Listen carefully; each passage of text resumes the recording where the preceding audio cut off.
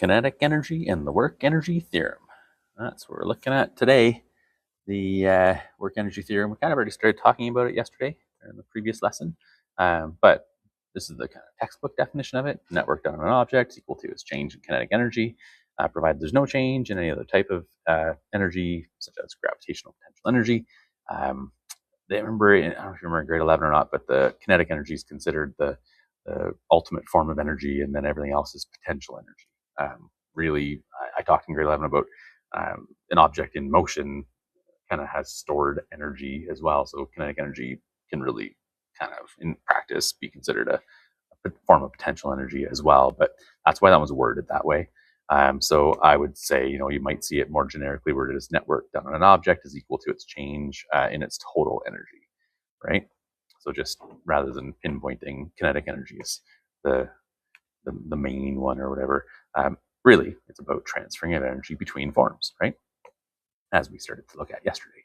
So the work energy theorem and the development here of the kinetic energy equation. So this is the second development you'll see in the course so far, and I actually show this one in grade 11 as well because it's not too bad. And it's really an application of our uniform acceleration knowledge, so it's kind of a perfect fit. But yeah, so starting out with the definition of work. Work is the dot product of the force and the displacement, or in other words, the component of the force in the direction multiplied by the displacement you go in that direction. And work, of course, is a change in energy, and so we know it'll add energy to an object, right? So, but when you analyze this, the force causes an acceleration, right? And so it's going to speed up, and so it's going to gain kinetic energy.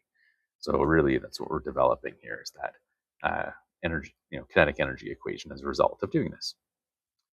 So the dot product stuff, is the same as yesterday, where we just look at the force times the cos of the angle between the direction it goes. So really, that's the x component of the force in the direction it's going.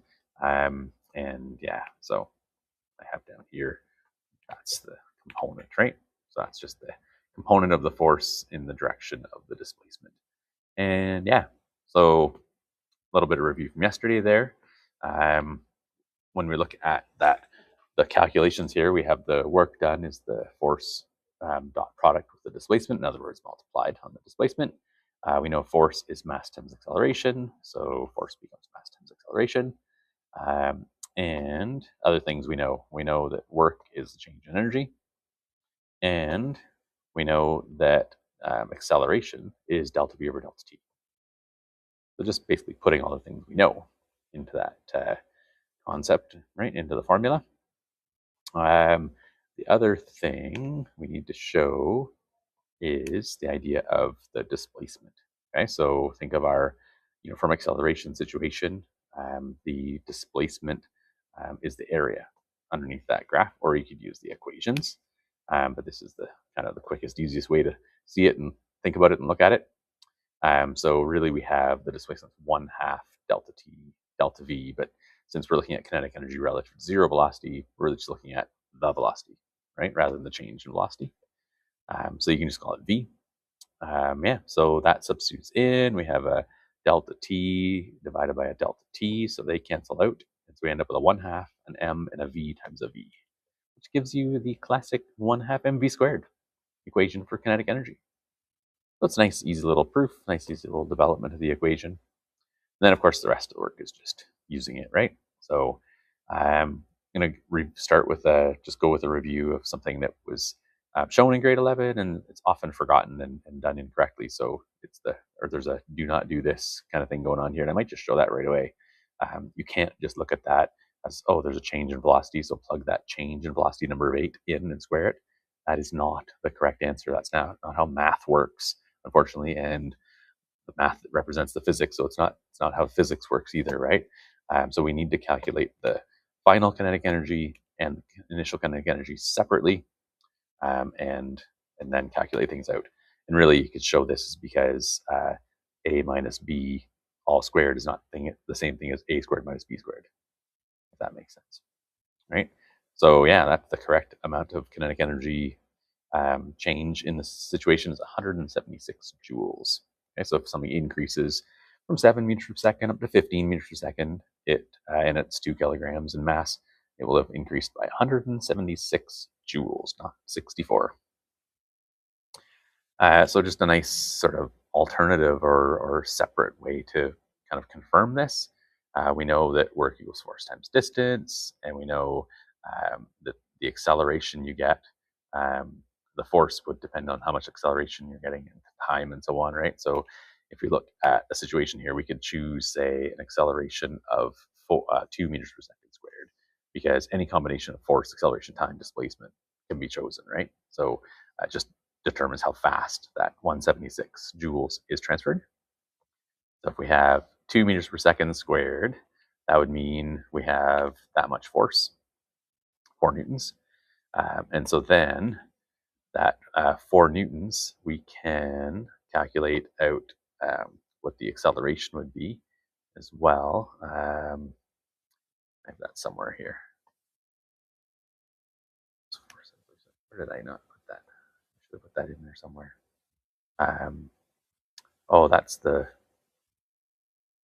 acceleration we chose. Actually, we're fine here, right? We have the change of 8, so there's a 4 seconds it's taking. I was thinking I need to calculate that, but that is the calculation of it. So that's how long it'll take. And so, because that 4 newtons is causing that 2 meters per second squared acceleration, right? So here's the force and the corresponding acceleration, the corresponding time, as I showed here. Yeah. Anyways, you just calculate it out. Now we get the area under the curve, or you can use the uniform acceleration equations, as I showed in the previous lesson, and you just calculate that out, and you get that the displacement's 44, and then so there's your force, acceleration, time, displacement combination, and they are going to give you the correct number of joules, the 176, not the 64, right?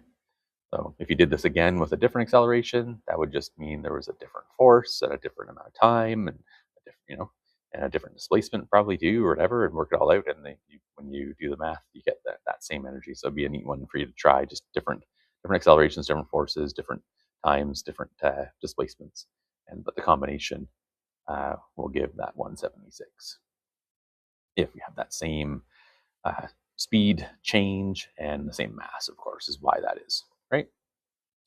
Anyways, most of this you'll just find as review. This is the typical kind of question where it's really just about 1/2 mv squared, right? And so if you're doubling the speed, you get 2v squared, so the 2 gets squared too, so it's 4 times as much kinetic energy and so on, right? I think down here there's a question about the expression speed kills, right? You have to recognize that if you double your speed, you're actually ending with 4 times as much energy.